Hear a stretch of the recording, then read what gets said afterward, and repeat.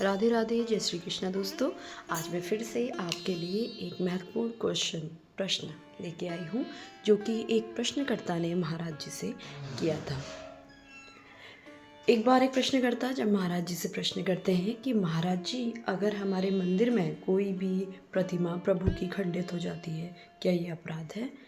क्या इससे कोई अनहोनी हो सकती है? क्या ये कोई इंडिकेशन है कि आने वाले समय में कुछ गलत होने वाला है?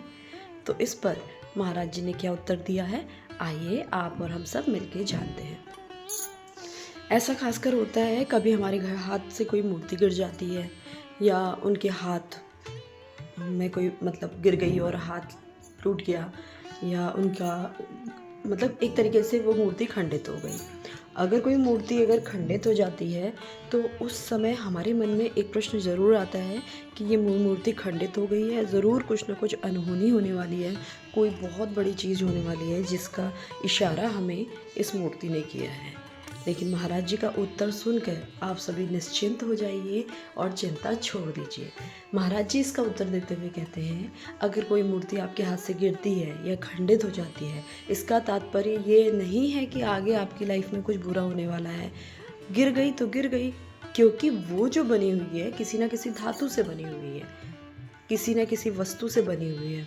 वो गिर गई, वो खंडित हो गई, तो उसमें कोई बात नहीं, उसमें इतना निगेटिव सोचने की ज़रूरत नहीं है।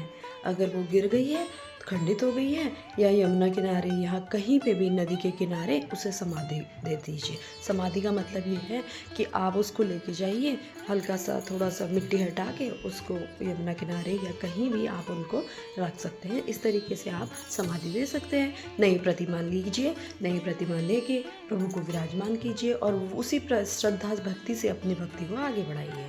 क्योंकि जो चीज़ नश्वर है वो जल सकती है, टूट सकती है, लेकिन जिसके अंदर हमने प्राण स्थापित किए हैं, जिन्हें हम प्राण प्रतिमा मान रहे हैं, वो कभी नश्वर नहीं हो सकते। महाराज जी साहब में एक एग्जाम्पल देते हैं कि मैं यहाँ बैठा हुआ हूँ, सारी चीज़ें पेपर से बनी हुई है, कपड़े से बनी हुई है, यहाँ ये सब कुछ राधा राधा सारा नाम लिखा हुआ है। अगर यहाँ बाई चांस आग लग जाती है तो क्या राधा नाम हट जाएगा? नहीं। जो नश्वर जो माया से बनी हुई चीज़ें हैं वो तो नश्वर है, वो ज़रूर एक ना एक बार हटेंगी, जलेंगी, गिरेंगी, टूटेंगी। लेकिन जो माया से बनी हुई नहीं है, जिससे आप एक्चुअल में कनेक्टेड हैं, वो आप दोबारा स्थापित करके उसी भाव से आगे, उसी जोश से आगे अपनी जर्नी को कंटिन्यू कर सकते हैं। महाराज जी ने इतना सुंदर उत्तर देते हुए बोला।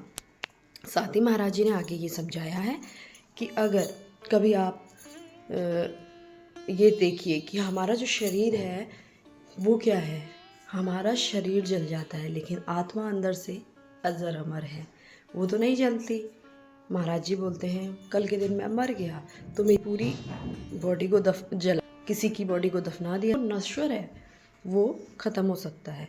लेकिन जो उसके अंदर आत्मा है, उस आत्मा ने जो तप किया है, साधना किया है, वही उसको अगले जन्म में लेके जाती है या उसे मुक्त करती है। अगर आप भी महाराज जी के इस उत्तर से सहमत हैं तो वीडियो को लाइक, शेयर और सब्सक्राइब करना ना भूलिए। जय जय श्री राधे।